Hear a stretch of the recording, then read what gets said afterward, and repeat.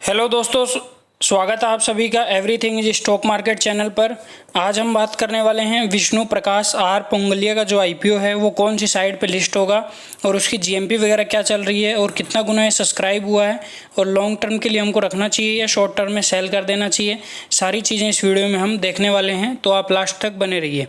सबसे पहले मैंने आपको बताया था कंपनी के बारे में सारी हमने जानकारी ली थी।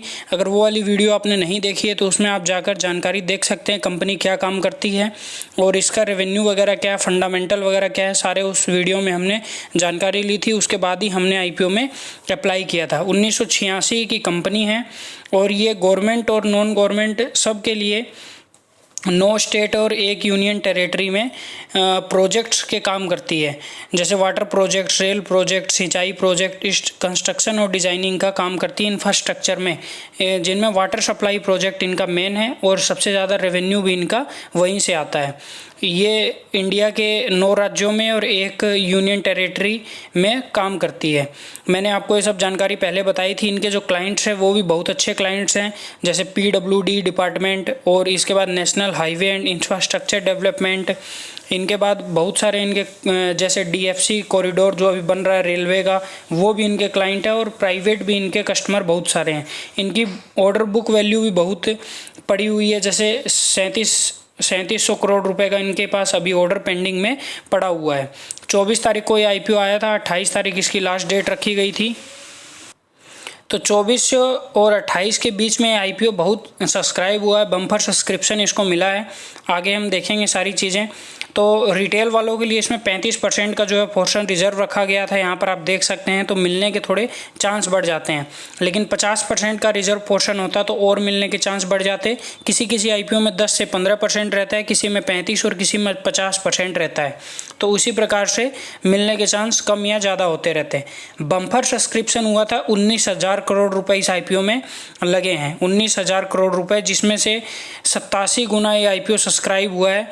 एरोफ्लक्स का जो आईपीओ आया था वो 97 गुना सब्सक्राइब हुआ था और ये 87 गुना सब्सक्राइब हुआ है, जिसमें से आप इस आईपीओ पर 19,000 करोड़ रुपए लगे हैं। पहले दिन तो 827 करोड़ ही लगभग लगे थे, दूसरे दिन 2300 करोड़ हो गए थे टोटल, और अब मिलाकर 19,000 करोड़ इसमें लग चुके हैं, जिससे इसकी जीएमपी भी बहुत बढ़ गई है। क्योंकि जो चीज़ की उछाल देखने को मिल रही है तो उसका दाम भी बढ़ जाता है। QIBs ने खूब माल खरीदा, 172 गुना QIBs ने, NIIs ने 111 गुना और रिटेल वालों ने 32 गुना माल खरीदारी की। एम्प्लॉयज़ ने भी 13 गुना अच्छा खासा सब्सक्रिप्शन इसमें दिया है।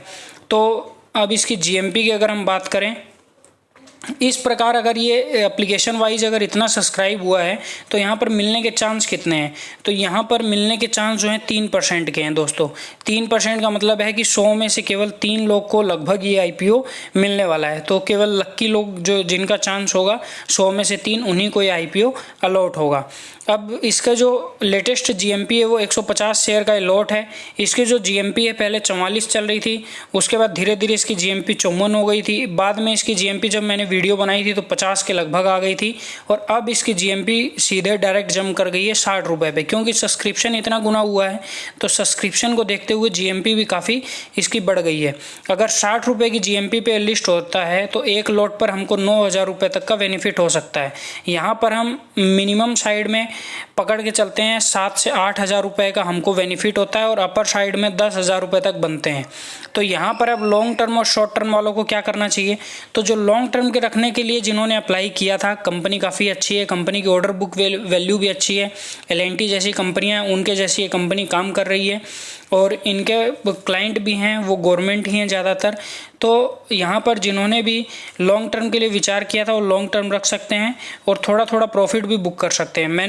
मैं इसमें अभी आधा लॉट जो है अपना बेच दूंगा अगर मुझे सब्सक्राइब मिलता है। 50% मैं अपना बेच के इसमें 50% अपन प्रॉफिट बुक करेंगे और 50% का इसमें माल छोड़ देंगे, फिर आगे भविष्य में देखेंगे, और नहीं मिलता है तो इसमें कोई बात ही नहीं है। अब ये कहाँ पर आपको देखना है कि आपको अलॉटमेंट हुआ कि नहीं हुआ, तो वैसे तो वीडियो की डिस्क्रिप्शन में नीचे आपको लिंक इन टाइम वेबसाइट की लिंक मिल जाएगी, वहाँ पर आप डायरेक्ट जाकर देख सकते हैं। और गूगल में भी आप जब डायरेक्ट खोलेंगे लिंक इन साइट यहाँ पर, तो अलॉटमेंट स्टेटस पे जब आप क्लिक करेंगे तो यहाँ पर टीवीएस सप्लाई चेन की जगह आपको क्लिक करना है। यहाँ पर विष्णु प्रकाश आर पोंगलिया लिखा आएगा और इंटर पैन नंबर, आपको पैन नंबर डाल के और सर्च बार पे क्लिक करना है। जैसे ही आप सर्च करेंगे आपको बता देगा कि इतने शेयर अलॉटेड हुए हैं, 0 शेयर अलॉटेड हुए हैं, या फिर 150 शेयर अगर एक लॉट अप्लाई किया होगा तो आपको इतने अलॉटेड हुए हैं। तो ये वाली जानकारी थी विष्णु प्रकाश आर पोंगलिया के आईपीओ के बारे में। और अब अगली जो वीडियो आएगी वो आपको मिल जाएगी ऋषभ इंस्ट्रूमेंट्स आईपीओ के बारे में, उसके बारे में हम अगली वीडियो में चर्चा करेंगे। धन्यवाद।